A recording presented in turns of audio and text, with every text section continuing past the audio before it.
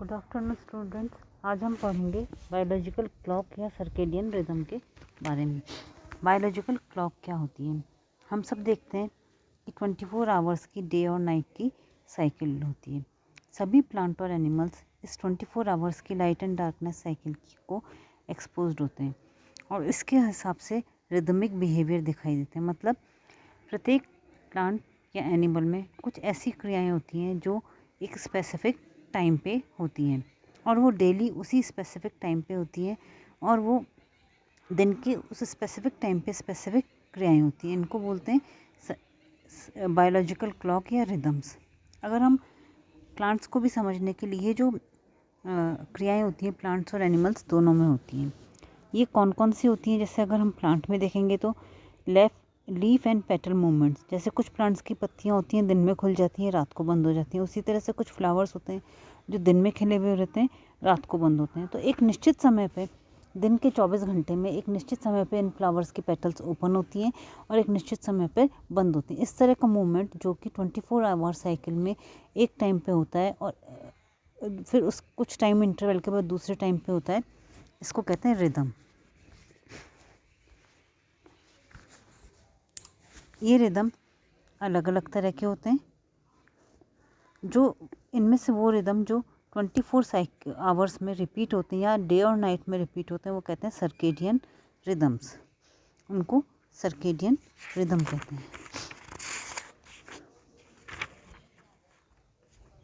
अगर हम देखें ह्यूमन बींग्स में कौन सी साइकिल होती है? इधर देखोगे आप, 24 आवर्स का डे हुआ, रात को 12 बजे मिडनाइट होती है और 12 बजे दिन में नून का टाइम। इस डायग्राम में देख रहे हो 2 बजे का जो टाइम होता है डीपेस्ट स्लीप में होती है, यानी हर इंसान 2 बजे बहुत गहरी नींद में सो रहा होता है। 4:30 बजे ये देखा गया है डॉक्टर्स के अनुसार कि बॉडी टेम्परेचर जो होता है लोएस्ट होता है। उसके बाद सुबह 6 बजे के बाद 6:45 पे, अगर 6:45 पे ब्लड प्रेशर मेज़र किया जाए तो वो सबसे ज़्यादा होता है। फिर 7:30 पे मेलाटोनिन सीक्रेशन जो होता है वो कम हो जाता है। 10 AM जो होता है सुबह सुबह हम सबसे ज़्यादा एक्टिव होते हैं, सबसे ज़्यादा अलर्टनेस होती है। फिर 12 नून के बाद क्या होता है? 2:30 बजे सबसे ज़्यादा कोऑर्डिनेशन होता है। 3:30 बजे 3:30 PM फास्टेस्ट रिएक्शन टाइम होता है। फिर 5 PM greatest cardiovascular efficiency and muscle strength होती है। 6:30 देखें तो हाईएस्ट ब्लड प्रेशर होता है। 7 PM highest body temperature.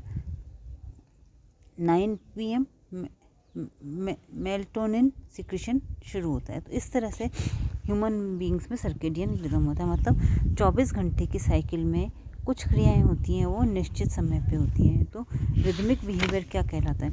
Rhythmic behaviour वो क्रियाएं हैं प्लांट्स और एनिमल्स में जो एक निश्चित अंतराल पे और निश्चित समय पे होती है। निश्चित अंतराल 24 घंटे के हिसाब से भी हो सकता है, 1 महीने के हिसाब से भी हो सकता है और एक पूरे वर्ष के हिसाब से भी हो सकता है। तो ऐसे रिदम्स जो कि 24 घंटे में रिपीट होते हैं वो सर्केडियन रिदम कहलाते हैं।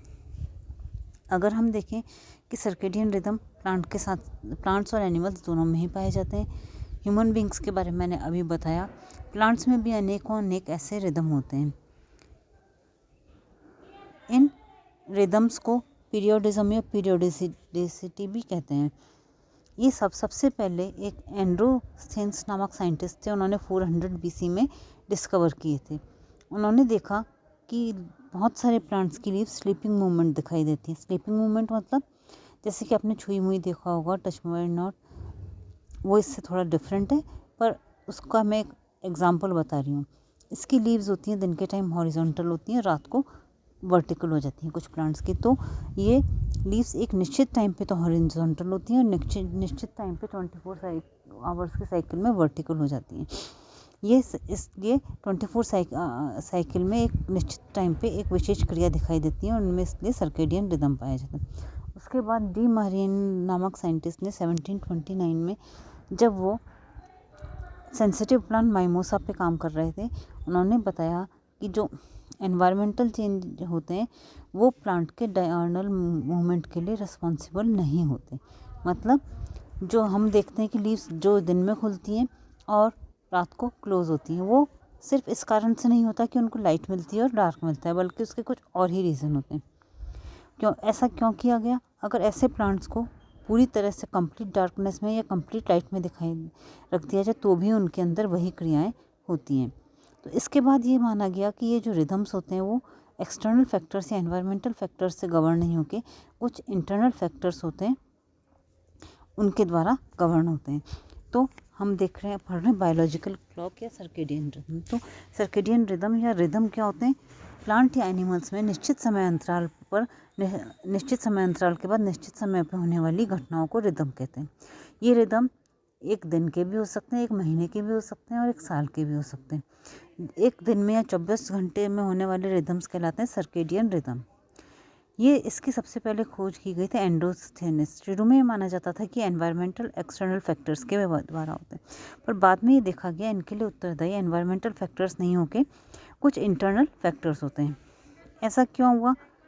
अगर कांस्टेंट लाइट या डार्कनेस में रिदम जो होते हैं वो होते हैं, पर वो उनमें थोड़ा सा डेविएशन हो जाता है, यानी वो जो उनका टाइम इंटरवल होता है वो या तो बढ़ जाता है या कम हो जाता है।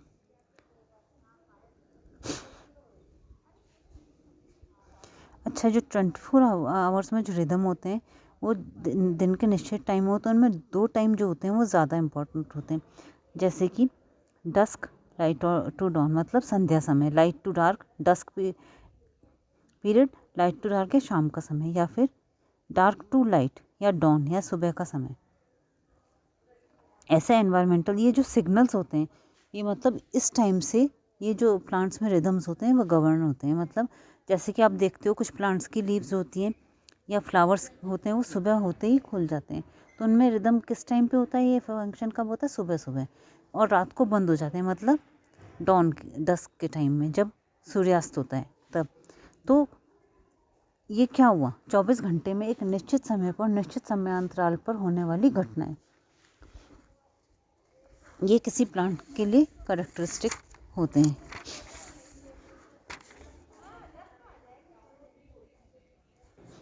तो ऐसा माना गया है कि ये जो रिदम्स होते हैं ये एक्सटर्नल फैक्टर द्वारा नहीं गवर्न होकर इंटरनल फैक्टर्स द्वारा गवर्न होते हैं। तो इन पर फिर भी इनको एक एनवायरमेंटल सिग्नल की तो आवश्यकता होती है, जैसे कि लाइट के लिए एक्सपोजर या टेम्परेचर में चेंज, ये सब उनके एक्सप्रेशन के लिए आवश्यकता होता है।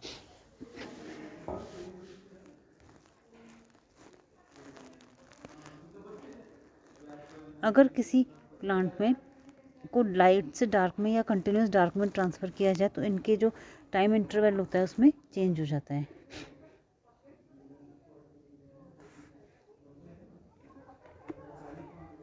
जो सर्केडियन क्लॉक होती है उसकी ऑर्गेनिज्म के लिए कोई भी इम्पोर्टेंस नहीं होती।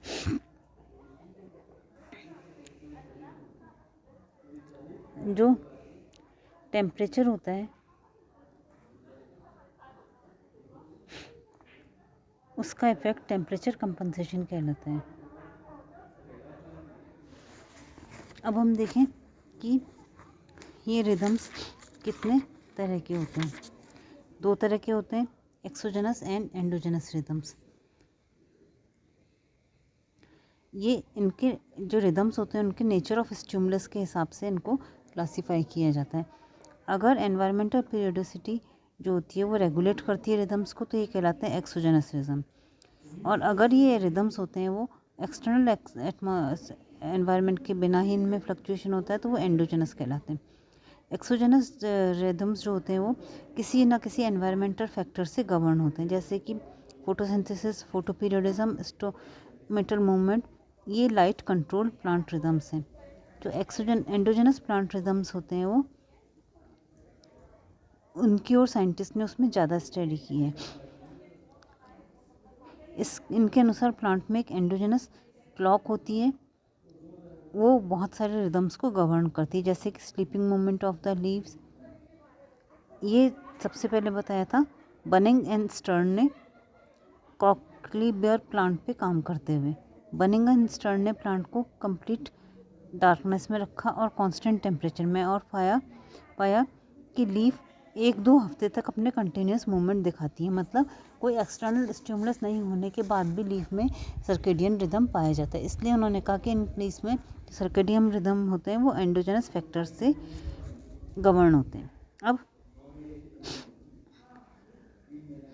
एक्सोजेनस और एंडोजेनस के अलावा भी जो रिदम्स होते हैं या बायोलॉजिकल क्लॉक्स होती हैं उनका क्लासिफिकेशन टाइम ड्यूरेशन के आधार पे किया जा सकता है। ऐसे रिदम्स जो कि 24 घंटे में होते हैं सर्केडियन कहलाते हैं, जो टाइड से गवर्न होते हैं टाइडल कहलाते हैं, जो मंथली होते हैं वो ल्यूनर कहलाते हैं और जो एनुअल होते हैं वो एनुअल कहलाते हैं। अब सर्केडियन रिदम जैसे कि मैंने कहा, ऐसे रिदम्स जो हर 24 आवर्स में रिपीट होते हैं वो सर्केडियन रिदम्स कहलाते हैं। ऐसे रिदम्स जो डेली होते हैं वो सर्केडियन रिदम कहलाते हैं। सर्का अप्रॉक्सीमेटली 9 डे। सर्केडियन रिदम सभी लिविंग ऑर्गेनिज्म में पाए जाते हैं, पर इनकी सबसे ज़्यादा स्टडी जो हुई है वो सिंगल सेल ऑर्गेनिज्म में हुई है। जैसे कि पाइलोबोलस में डायनल रिदम पाया जाता है स्पोर डिस्चार्जिंग में, एल्गी गाइनोडाइलक्स पोलाडायरा में सेल डिवीज़न, फोटोसिंथेसिस इन बायोल्यूमिनस, ये सब एक डेली रिदम पाया जाता है। सेल डिवीज़न जो होता है वो सबसे ज़्यादा सुबह के समय होता है, फोटोसिंथेसिस सबसे ज़्यादा दिन के समय में होता है, जबकि बायोएलिमिनेशन जो होती है वो नून में सबसे ज़्यादा होती है। लीफ मूवमेंट के अलावा जो बाकी सर्केडियन मूवमेंट होते हैं, petal movement, discharge, higher plants में जो rate of growth, petal movements, discharge of flower, cell division, और ये वो सर्केडियन रिदम्स जो कि 24 घंटे में रिपीट होते हैं। सबसे पहला है gene expression, cytoplasmic protein phosphorylation, chloroplast movement, stomatal opening, hypocotyl length, cotyledonary movement, petal opening. आप सब देखते हो कुछ प्लांट्स सुबह खिलते हैं और शाम को बंद होते हैं, फ्लावरिंग, ये सर्केडियन रिदम के एग्जाम्पल हैं। इसके अलावा जो टाइडल रिदम होते हैं वो टाइड के हिसाब से गवर्न होते हैं। ये रिदम टाइडल रिदम्स कहलाते हैं। ये मून की ग्रेविटी से गवर्न होते हैं। इनमें हम सब जानते हैं कि 24 घंटे में एक टाइम पे हाई टाइड होती है और एक टाइम पे लो टाइड होती है, जो कि 12.5 आवर्स में होती है। इसके आधार पे जो metabolism, colour, activity of fiddler, crabs और अदर ऑर्गेनिज्म होती है वो टाइड के साथ मैचिंग साइकिल्स दिखाते हैं। डायटम्स आदि जो होते हैं वो टाइड के साथ ही साथ मिट्टी में दब जाते हैं और बाहर निकल जाते हैं। टाइडल रिदम्स के साथ ही ल्यूनर रिदम्स भी होते हैं। मून जो होता है उसकी साइकिल 27.5 डेज होती है। ये प्रोसेस जो होता है प्लांट और एनिमल्स में स्पेसिफिक रिदम जो दिखाता है मून साइकिल के साथ, वो लूनर रिदम्स कहलाते हैं। मेराइना एल्गा टेक्टियोला लूनर साइकिल के अनुसार गैमेट्स और स्पोर रिलीज़ करती है। उसी तरह से एनुअल रिदम्स होते हैं जो कि साल में एक बार होते हैं, जैसे कि germination of seeds, flowering, fruiting और कुछ ट्यूबर्स, क्रोम्स एंड बल्ब्स जो भी एनुअली डेवलप होते हैं। फिर मैकेनिज्म ऑफ सर्केडियन रिदम्स, इसका अभी तक स्पेसिफिक मैकेनिज्म जाना नहीं गया। अच्छा, हम फोटो पीरियडिज्म में हमने पढ़ा था, फोटो पीरियडिज्म में भी सर्केडियन रिदम एक साइंटिस्ट ने बताया था। ये क्या सर्केडियन रिदम होते हैं फोटो पीरियडिज्म में, जैसे कि बनिंग हाइपोथेसिस उन्होंने सर्केडियन रिदम के आधार पे दिया था। बनिंग ने क्या बताया, सभी प्लांट्स में एक 24 आवर्स साइकिल होती है जिसमें प्लांट एक हाईली सिंथेटिक फेज से हाईली कैटाबॉलिक फेज की ओर जाता है। ये दो फेजेस 12 आवर की होती हैं। इनमें से दो फेजेस को, फर्स्ट फेज को फोटोफाइलिक फेज कहते हैं और सेकंड फेज को स्कोटोफाइलिक फेज कहते हैं। फर्स्ट फेज जो होती है लाइट लविंग फेज होती है और सेकंड फेज होती है डार्क लविंग फेज होती है। जो फोटोफाइल फेज में अगर लाइट दी जाए तो वो फ्लावरिंग को स्टिमुलेट करती है, जबकि स्कोटोफाइल फेज में जो लाइट दी जाए तो फ्लावरिंग को इनहिबिट करती है। जो शॉर्ट डे प्लांट होते हैं इसमें फोटोफाइल फेज सुबह जल्दी शुरू हो जाती है, इसलिए उनको कम ड्यूरेशन ऑफ लाइट की ज़रूरत। जबकि स्कोटोफाइल प्लांट होते हैं उसमें जो लाइट लविंग फेज होती है वो देर से शुरू होती है, इसलिए उनको लॉन्ग डे की आवश्यकता होती है। अब ये हमने देखा सर्केडियन रिदम क्या होते हैं। अब इनका मैकेनिज्म, इसका मैकेनिज्म, लोकेशन और chemical nature of biological clock in plant में अभी तक ज्ञात नहीं हुई है। यूनिसेलुलर ऑर्गेनिज्म में रिदम जो होता है एक सिंगल सेल के द्वारा दर्शाया जाता है जो कि पूरी बॉडी में होता है। मल्टी सेलुलर ऑर्गेनिज्म में ये कुछ ऑर्गन्स तक ही, स्पेशलाइज तक ही लिमिटेड होता है। जैसे कि ब्रायोफिलम में प्रत्येक मेसोफिल सेल में एक सेल्फ रेगुलेटिंग सिस्टम होता है जो कि CO2 रिडक्शन के प्रति सर्केडियन रिदम दिखाता है। इस तरह से अभी तक इसका मैकेनिज्म ज्ञात नहीं है। पर सर्केडियन रिदम है क्या? सभी प्लांट्स और एनिमल्स में 24 घंटे के अंतराल में एक निश्चित समय और एक निश्चित अंतराल पे होने वाले जो इवेंट्स होते हैं वो सर्केडियन रिदम कहलाते हैं। प्लांट तो इन शॉर्ट हम देखें तो बिहेवियर ऑफ प्लांट एनिमल्स जो कि 24 घंटे में एक निश्चित पैटर्न दिखाता है वो सर्केडियन रिदम कहलाता है। Circa means about, dian means day.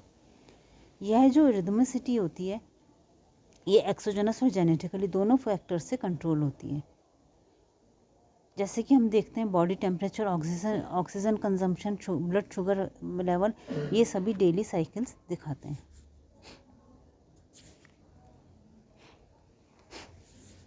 Okay, thank you.